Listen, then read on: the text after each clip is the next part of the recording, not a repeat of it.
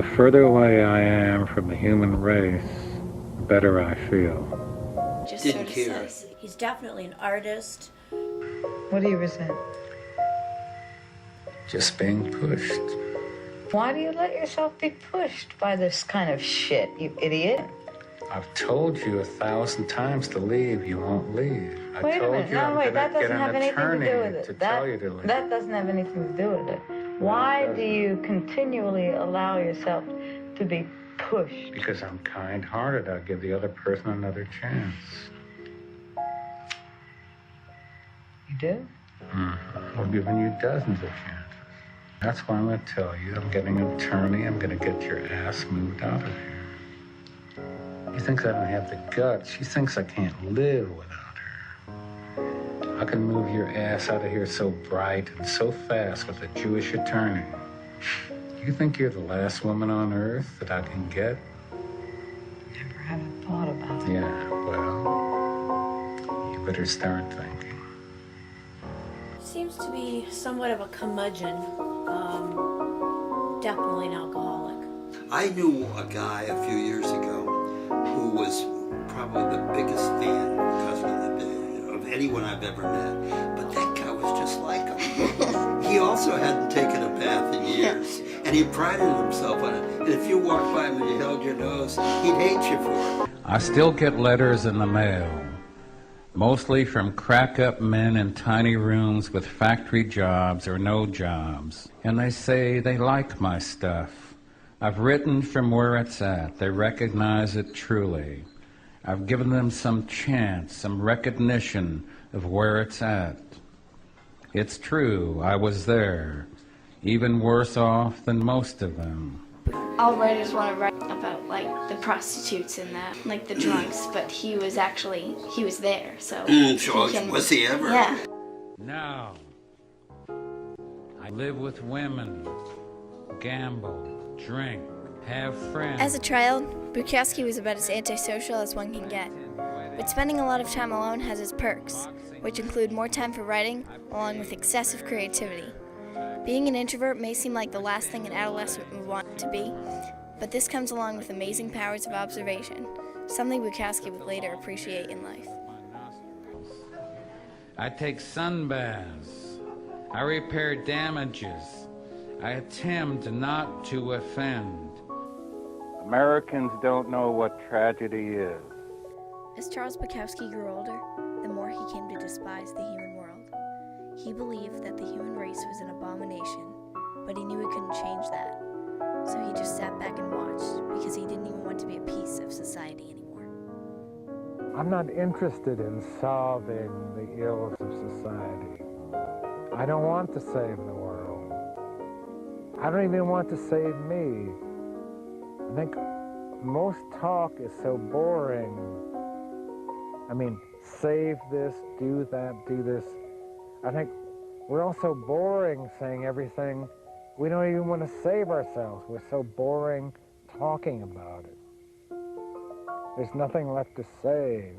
We're so fucking boring. Let it die, I say. Let there be a new beginning. It's a voice that is not a normal kind of middle-class American voice. Yeah. But it's a voice that deserves to be heard. I get my teeth clean. I search for heroes. I go blind when I look at the sun. It's all the same. What does he think of women? Yes. Can't live with him, can't live without him. I mean, he loves them, but he's definitely been hurt by women. And, I mean, he's, condescending in a way, but it doesn't faze me, it doesn't bother me. When he talks about, the cow with the biggest tits, the cow with the biggest rump, blah, blah, blah. It's whatever. While reading your book, Women, one could get the impression that for you, a woman is nothing more than a behind and a pair of tits.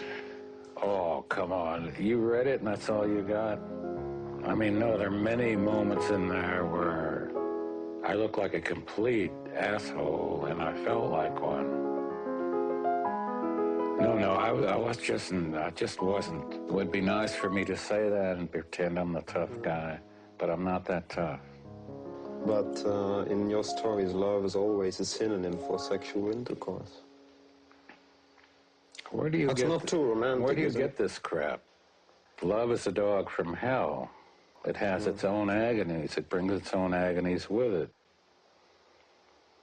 But I mean, I don't know where you get your concepts from, man. You're really fucked up. Yeah, I'm sure he said that to a lot of people. Yeah. But the truth is that nobody was more so than Yeah. he was, right? I mean, I think, you know, he talks about love, the good and bad parts of love. I think he seems to be a bit melancholy and bittersweet about the good and bad in terms of life. I mean, I think there's some depression here. Sort of despondent, depressed, you know, so I think he's an older man, and what I think is interesting is he's sort of still in that phase is what is the meaning of life, that I think young artists go through, but maybe real artists never get rid of it.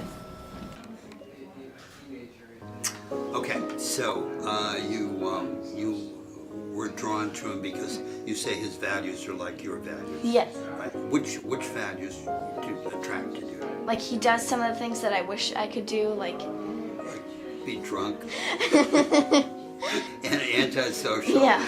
And insult people, write grotesque stories that creep everybody out. he seems to have sort of like beliefs that are unpopular, but he doesn't really bend around to people's feelings and things like that. Right? Because he'd say that your values were terrible. Yeah. But so it's just, he some very nice writing. Yeah. Some really nice writing. And I think probably a pretty important guy. Yeah. Too, in a lot of ways. Yeah. And I think that's the best part of him, that it's an alternative kind of voice. Yeah. I think that's the most important thing about it. Even though I write about the human race, the further away I am from them, the better I feel. 2 inches is great, 2 miles is great, 2,000 miles is beautiful. As long as I'm able to eat. I do not like the human race. I don't like their heads, I don't like their faces, I don't like their feet, I don't like their conversations, I don't like their hairdos, I don't like their automobiles, I don't like their dogs or their cats or their roses. It's awful. Good night.